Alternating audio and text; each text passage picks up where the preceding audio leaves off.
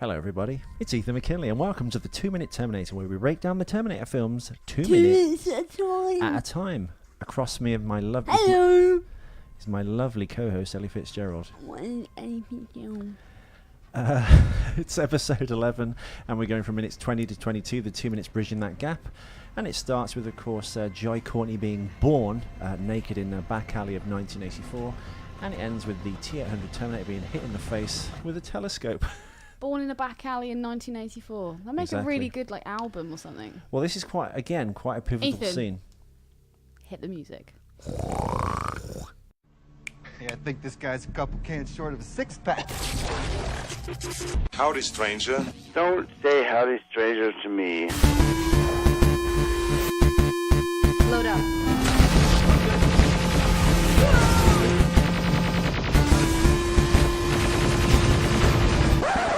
You didn't do the fourth. Thank God. It sucked. It's so good.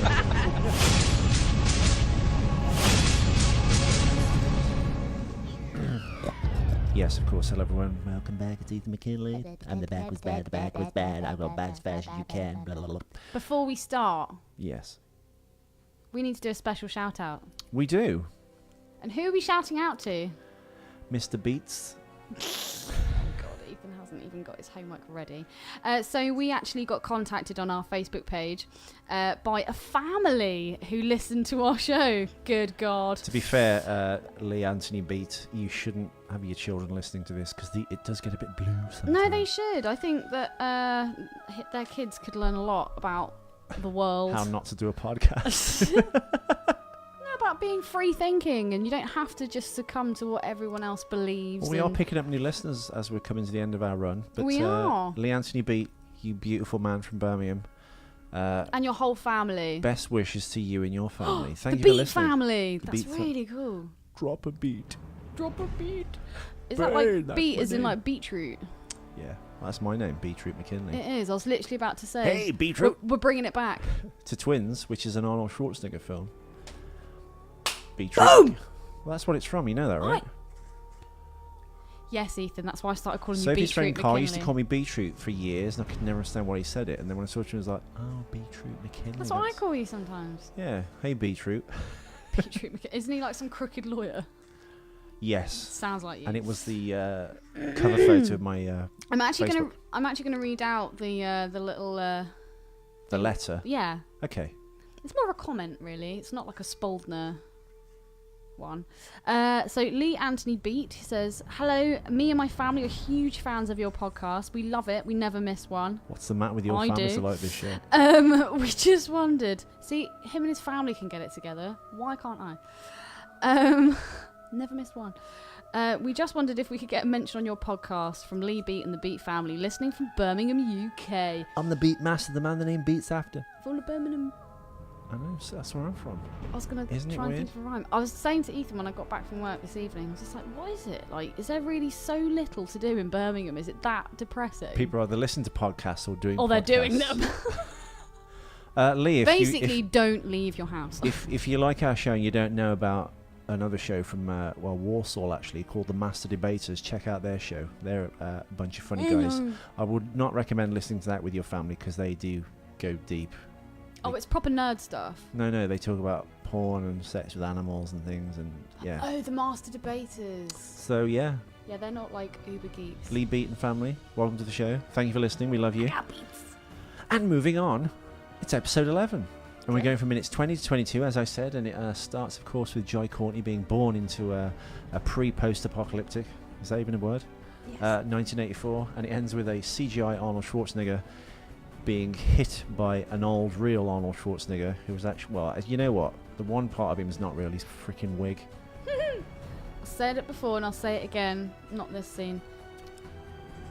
The beginning of this 2 minutes, you see Jai Courtney, he's already landed in the alleyway, and even the way he slowly stands up, that is the Arnold pose, almost like the Atlas pose. And then he really slowly stands and turns, and again you're looking at his body and you're just like, whoever did the casting for this film should be shot and then fed to their family, because that looks like a Terminator to me.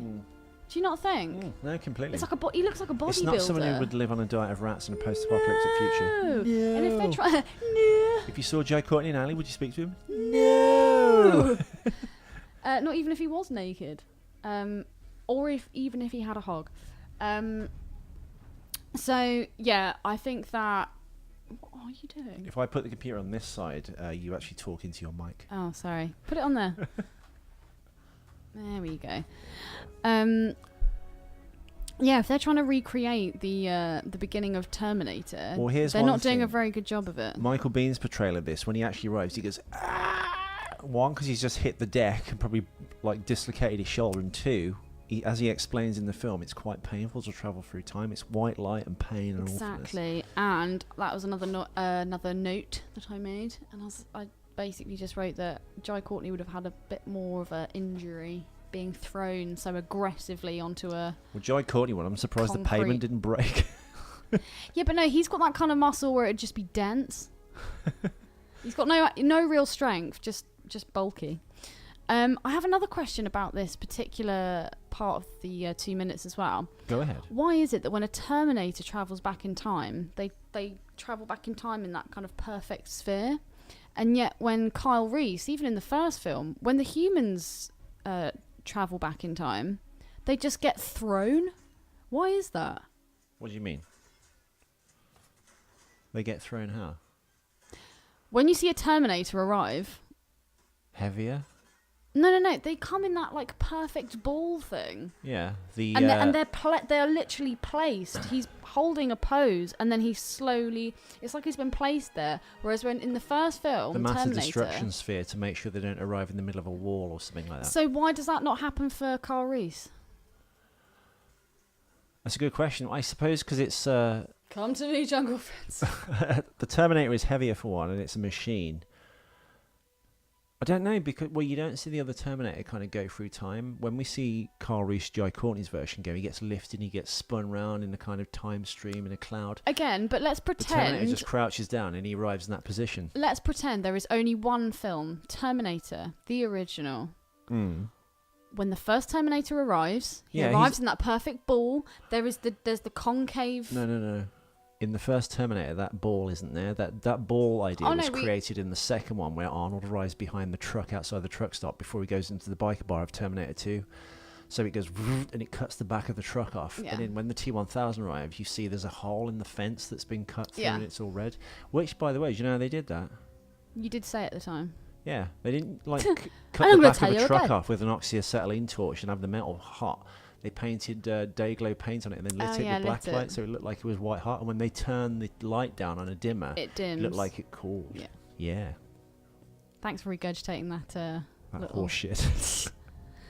What's that? Get rid of it. No, but that still doesn't answer my question. Well, so why does Kyle Reese...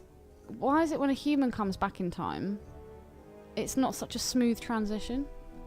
I suppose it's to add drama. It's also a continuity error. And I guess the machine doesn't make those kind of like weird frailties or mistakes. But again, it might be just because it's so heavy. But you're travelling through time. I couldn't agree more. Maybe he arrived like that when the flash happened and he went whoop, and then sprang into like a cat-like pose. I thought Dumbledore's looking particularly bad in this film. Yeah, no, well, Michael Gambon, right? Are we talking about the bum? No, well, yeah, but he played Dumbledore in all the Harry Potter films from the third one on. Up to that point, it was Richard Harris, but he died at age 72 because he was a bit of a hellraiser. Yeah. I love the way they romanticize like movie drunks or like people who were just complete dicks in real life who just drank a lot and were alcoholics to go, oh, he was a hellraiser. No, he was just a drunk. No, that was back in the day when you could do anything and have fun and you Oliver Reed would was be a hellraiser. penalised. Yeah, he lived up my road.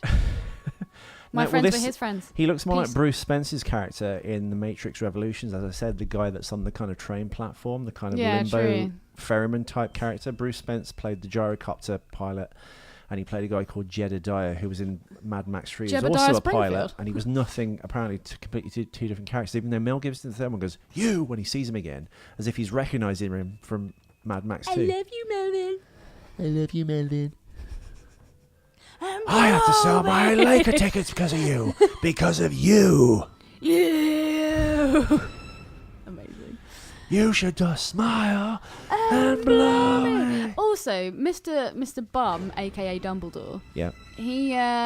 Do you not think that he'd be a bit more confused, not by the bright light, but by the fact there was a huge naked man just stood there staring at him, puzzled? Yeah, but he's kind of one of the. I mean, is he a bum or is he someone who's just been ejected from a mental institution? Dude, he's a bum. No, but a lot of homeless people are kind of, they just get lazy. Like, they fall between the cracks of the system and they get like, they got mental health problems and they just get left on the street. They don't want to sign on the dole and they don't want to get a job. Exactly. This is quite a pivotal scene though, because they are obviously recreating it up to a certain point. What do you think of the CGI Arnold? It's good until he moves. When you see the T-800 turn up, i.e. Arnold, the real Arnold, and he goes, "I've been waiting for you." I think CGI Arnold looked really great when he was having the interaction with the punks. Right. But I think when he turns and he starts to run, that's when it looks obviously CGI, and it actually made me think of Shrek. But Ellie, it's not CGI. Well, no, it's the real person, but then they put like a... No, I just think they did a head swap on him. It's Brett Azer who's the body double. We're going to come to him actually in the next 2 But if you minutes. actually look at the movement of the muscle as he's running, it's not real. I think they've done a CG pass, but I think Yeah. generally the body is his. No, I get that, but there is a CGI kind of like Sheen over it. And don't get me wrong, I mean, the expression, I mean, his face, Arnold's face, it looks amazing. It is really, really good. And the way they've lit it. Also, when he kind of arrives through time, there's that close when he kind of looks that way and that way. They've almost that looks practically almost got exactly the lighting. the yeah. same. I think in another 5 years. But I think it's the you won't need I think Arnold it is. anymore. It's the movement. Like not even when he's speaking. When he turns around and starts to run, you'll notice exactly what I mean. I think having said that, I think on Blu-ray this might look better. Give them to me. This still looks No. really good, but this obviously is an does. MP4 version, and it loses some resolution. I think if we were going off the Blu-ray, it would be better. I think you have to really see it. I think it's really created for the cinema. I remember seeing it in the cinema though, and thinking, that's good, but the movement, they still haven't quite got it down. Isn't that great, listeners? People train all their lives in acting or filmmaking or artistry. 7,000 people worked on this film. Just to be covered with a filter. They worked endless hours, 20-hour days. They had to make a deadline. The film was going to come out. There was a lot riding on it. It's a giant franchise. It goes back 30 years. All these people worked their hearts out for Ellie to go. That's right. Yeah. That's unfortunately my harsh verdict. No, it's good. It's good. One question I asked, I think you asked as well, was Bill Paxton didn't appear in this film. Now, if they can de-age Arnold Schwarzenegger, why couldn't they de-age... They need to de-age all of them. Why they got 3 middle-aged men to play young punks? I have no idea. Well, and we discussed it when we did the review of the whole film of Genesis. So technically, this is our second podcast on Genesis. I always thought the third punk... He looks like the lead singer from Green Day. Billy Joel. He does. Well, they all look like Green Day because the guy with the Mohican, I guess, they could be Green Day. And there's the guy on the far left. I always thought that was Rick Rosovich. He played Slider in Top Gun, who plays Ginger's boyfriend in Terminator 1. It's not. I always get them confused. But yeah, you're right. Why would they use completely 3 different people? They're middle-aged men, clearly. I think they're middle-aged men in the No, first one. they're not. How old? They're like young punks. They're in their like 20s. Okay, how old? Bill Paxton was born in 1955, so he was 29 when he played the blue-haired punk in... But people always ask play... them, sir. They always play younger people than they actually are, though. They're like Travolta young... was like 60 when he did Grease, You didn't don't get 30-year-old punks. By the way, there's a new fan theory about Grease around. Have you heard it? No. You know, like they do the flashback. She's like, he showed up splashing around. Is there a rape scene? No. Olivia Newton-John, who played Sandy, it's like Jacob's Ladder. Like, she actually drowned on the beach that day, and the last thing that goes through her head was that nice boy she met on the beach. And her last dying moments, like Jacob's Ladder, is when she was like having this pretend romance in her head and going to the school that he was at, and then got turned into this bad girl. And it's notable because they get into Grease Light in the car and they drive off towards heaven, don't they? Oh, car. yeah. So fans now think it's her, like, the last gasps of neurons popping in her brain that she had a romance with this boy she met on a beach, which she never did, and she's filled in all the blanks herself. Seen him again. Well, that's bleak. Seen him again at high school. She's just started at. And yeah, there we go. So it's actually a Jacob's Ladder-esque. She's actually stuck in limbo. So what we're really watching is what's that drug that's released when just before you die and as you're being born? Endorphins. Is it endorphins? That's a hormone, you absolute retard. DMT. You've even done it. Thank you.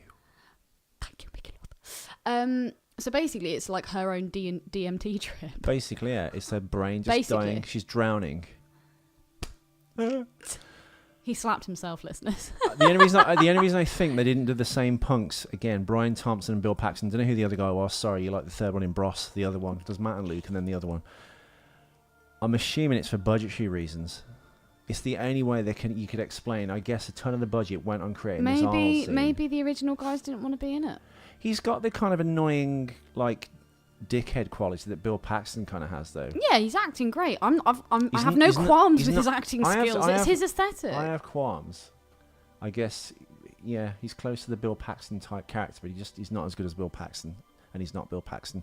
Anyway, the guy in the middle, of course, who plays the Bill Paxton character is John Edward Lee. So John began studying photography at the University of Oklahoma, then finished his collegiate studies as a theatre major at the University of Houston, where he studied for the Pulitzer Prize-winning playwrights Edward Albee and Lanford Wilson. How exciting. While at the University of Houston, John worked at the Actors at the Alley Theatre in Houston's premier regional theatre district and received full gamut of classical theatre training ranging from proper stage movement to voice to stage combat. John worked his way through college by working at the Youth at Risk, teaching survival skills and several wilderness-based programs. Fucking hell, this guy's got a resume. Basically, he went to Los Angeles and got good at acting. He's 35 years old, so he's actually older than the punk that Bill Paxton obviously played, although the age Bill Paxton was. He was 29. He's in a film called The Asian Connection this year with Steven Seagal. Casey fucking Ryback. Ethan's ex's sister got raped by him. Allegedly. You have to say allegedly. We don't want to get sued by one listener that we have, which is don't rat us out, Lee. don't tell Steven Seagal. What financial winnings would they get from you? Nothing. I don't know. I'm doing quite a few shifts with selling now, so who knows. Secret squirrel, Ethan. Secret squirrel. Yeah, he started his career in 2005 with How I Met Your Mother. He was an extra. Then he did Criminal Minds, your favourite. Love it. Yes, Criminal Minds. 2005, he played Ronnie Thibodeau. CSI New York. He's in all the CSI shows. He played Newbie Number 1. He played Rock in One-Eyed Monster. So he's done quite a lot of stuff. He's just worked his way up. Monk, Fast and Furious. He was a henchman in the 2009 Fast and Furious. And yes, of course, he plays the punk in... Oh shit, I forgot to say, fans of Twilight. He was the English punk. He sells a lot of punks. Thoughts? Sorry. Work just messaged me.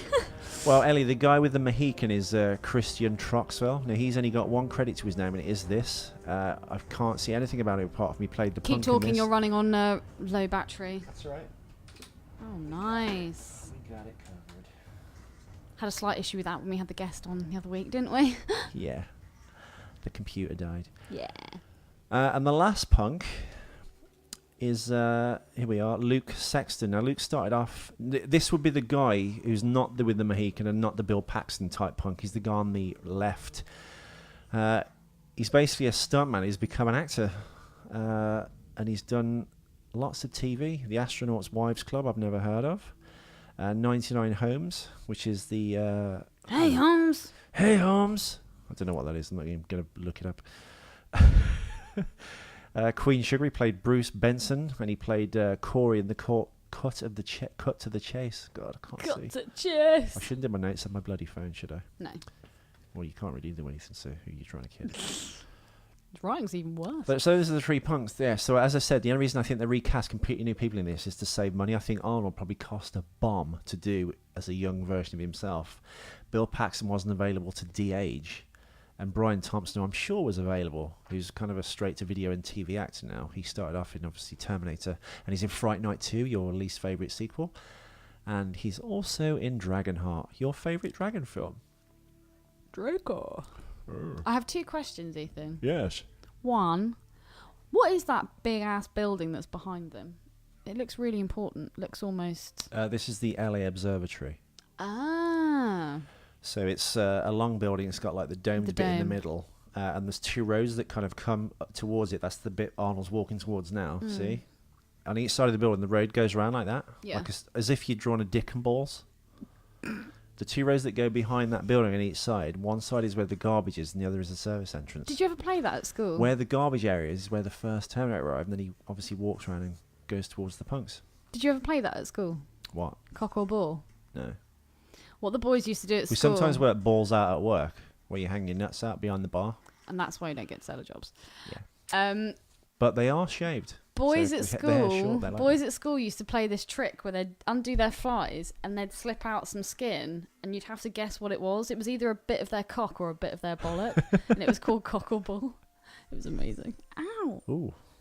Just hoofed me in the face with the microphone. The 1984 Griffith Park scenery was recreated in New Orleans in a parking lot, basically, along with the future war sequence. This also included downtown. I was working as a punk in a parking lot. I was working as a punk in a parking lot when I filmed Terminator G on G. So they filmed the future war sequence, the bit we've already seen when we did the Kyle and Brady moments, basically, and the bit with Steele Saunders. You just broke my glasses. Thank you. They were already broken. No, they're really broken now. I just felt them go. So this also includes downtown Los Angeles, the setting for that, and the abandoned power station. So basically, they shot all of this in New Orleans. Weirdly, another post-apocalyptic film that they shot in New Orleans when the hurricane went through years and years ago in 1980 was Escape from New York. I was about to say. It's not actually New York. It's actually New Orleans. Screenwriter Laeta Kalogridis. Do you know what? You can read one. I want to include you more in the show. Where are we up to? Screenwriter Laeta Kalogridis. Just give it back. Forget it. Screenwriter LK said that the main inspiration of the film was the second half of Back to the Future Part 2, 1989. Year I was born. Where Marty McFly, Michael J. Fox, ended up visiting an alternative 1985 after the older Biff Tannens. What? That's what I call Thomas your tits. F. Wilson visit to 1955. They also used the best moments from the first 2 films as a base for their story. Weird names. Originally turned down the offer to write this film 3 times because they didn't like the storyline for the 3rd and 4 installments without affecting the first 2 films. I'm not going to read the next one because it's a cock-up. Can I ask my second Screenwriter question? Laeta Kalogridis, I said it kind of right, said the main inspiration for the film was the second half of Back to the Future Part 2. We discussed this with the Back to the Future boys because they kind of revisit the first film. I just read this. A funny angle. I'm doing it with like proper broadcasting quality voice and syntax there. Where Marty McFly and Michael J. Fox ended up visiting an alternate 1985 where an older Biff Tannen, he's the bully in Back to the Future, played by Thomas F. Wilson, visited 1955. They also used the best moments from the first 2 films as a base for their story, which is what Back to the Future in fact did. Kalogridis and Patrick Lussier, the screenwriters, originally turned down the offer to write this film 3 times because they didn't like the storyline for the 3rd and 4th installments without affecting the first 2 films. So they were obviously fans of Cameron's work. As a bit of trivia for you, Ellie, Karen Gillan was also considered for the role of Sarah Connor. She's the ginger girl from Doctor Who, bringing it back because Matt Smith's in this, in favour of obviously Emilia Clarke, who was chosen to play Sarah Connor. As I said, I think because Alan Taylor's directing this and he directed her in many Game of Thrones episodes. Karen Gillan's also in Guardians of the Galaxy, the Marvel film we both hate and can't understand why the world loves it. Do you agree? I agree. Do you have any more notes, my darling? No, I've been told off. I'm scared. I told her you're doing great. no. Let's actually look at the scene and discuss it for the next 5 minutes or so there before we wrap up, because we've done a bunch of hokey pokey and we've not actually. I've been talking a lot about this actual scene. You're the one that goes into all the pointless background information and stuff. I think this is I don't know. I really like this scene. The only thing I take exception to. This is a great 2 minutes. Is when he beats Arnold up when he's pushed his face into that lamppost, it kind of makes the shape of his head like a Warner Brothers cartoon. I don't know. And none of the flesh comes off their bodies. How would they have filmed that fight in real life? Is Arnold Schwarzenegger actually fighting someone? Arnold's there, the old as he is real Arnold, except he's got a brown wig on because he's meant to be 1984 Arnold, and then they put this luxuriant white wig. If anyone has seen the film Lockdown or Lock Up, what's that prison film with Stallone? I don't know, I haven't seen it. Cellmates? No, that's a play with Stephen Fry.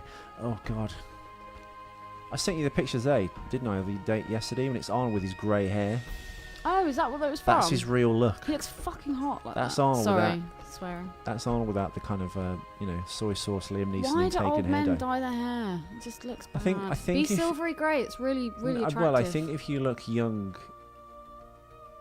even though you're old, if you look like Tom Cruise clearly dyes his hair, I think him in grey hair would be weird because he looks too young. You think Tom Cruise looks young? For 54, yes. Do you think he looks 54? He looks terrible, Ethan. Does he look... Well, all right, yeah, but notwithstanding, do you think he looks 54? Yeah. Okay. Well, I think, having said that, he looked good with grey hair in Collateral. So what do I know? Collateral. Well, you can tell. You can usually tell if an actor dyes his hair because when the light hits the hair, it has this weird reddy orange thing that. Plus, you real can always brown hair generally doesn't tell have. by the hairline as well. And because you can't dye your beard, because in Oblivion, when he's got a bit of stubble, when the light's hitting it, you can see that all his beard is completely white. Mm.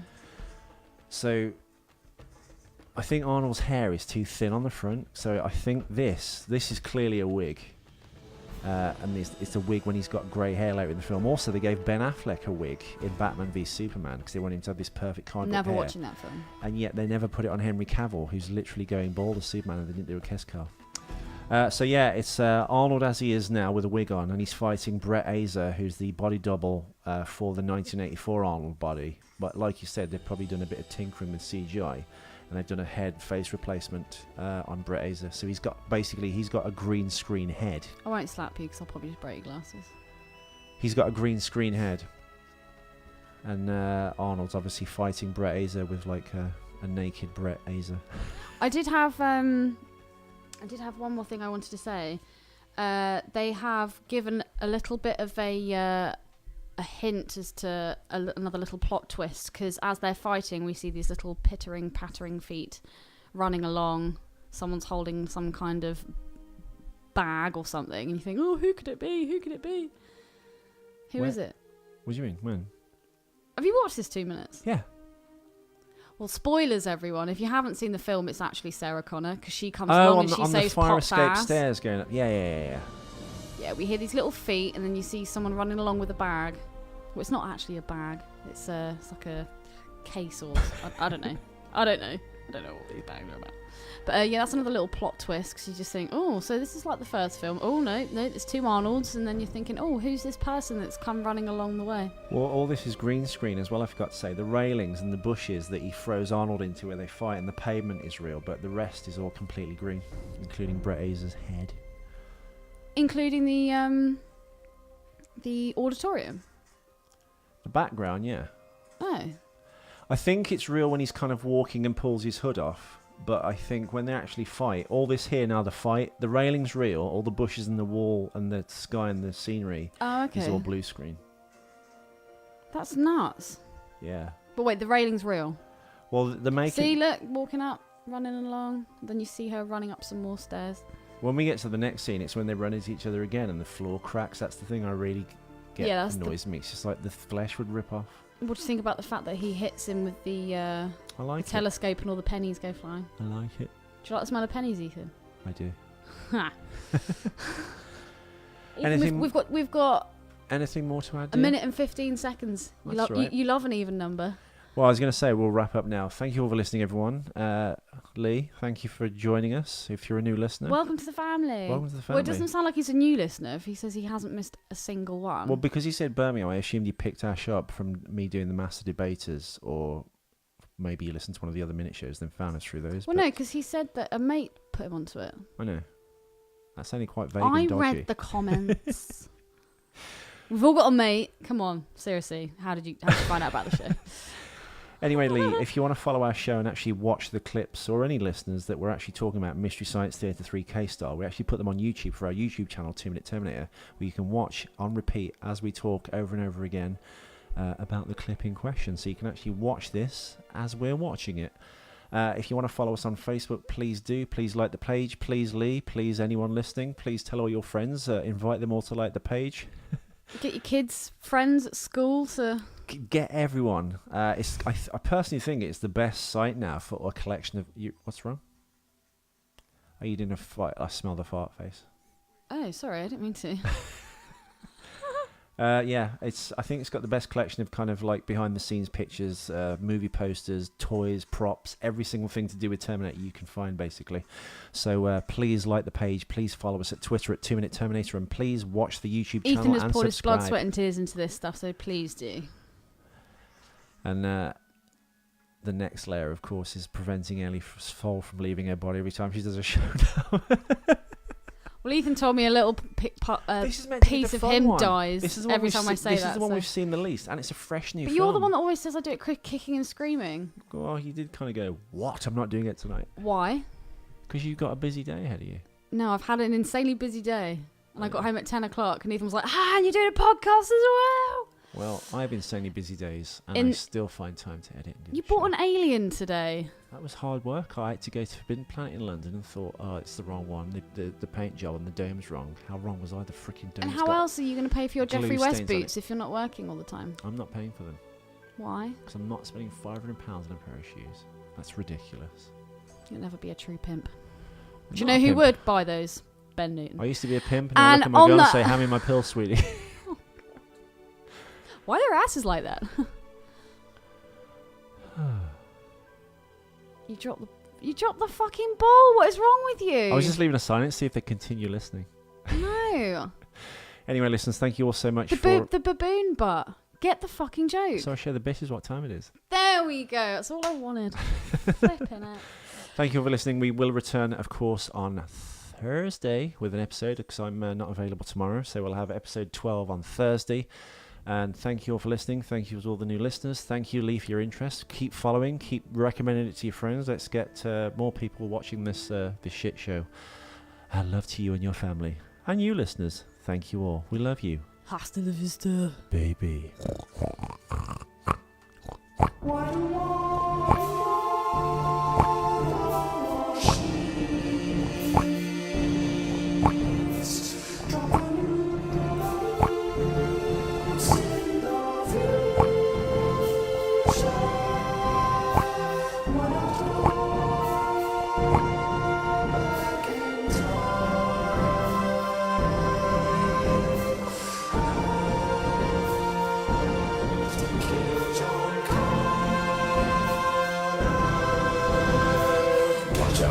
Machines. They're unstoppable. Watch out for machines. They will rule the world. I'll be back.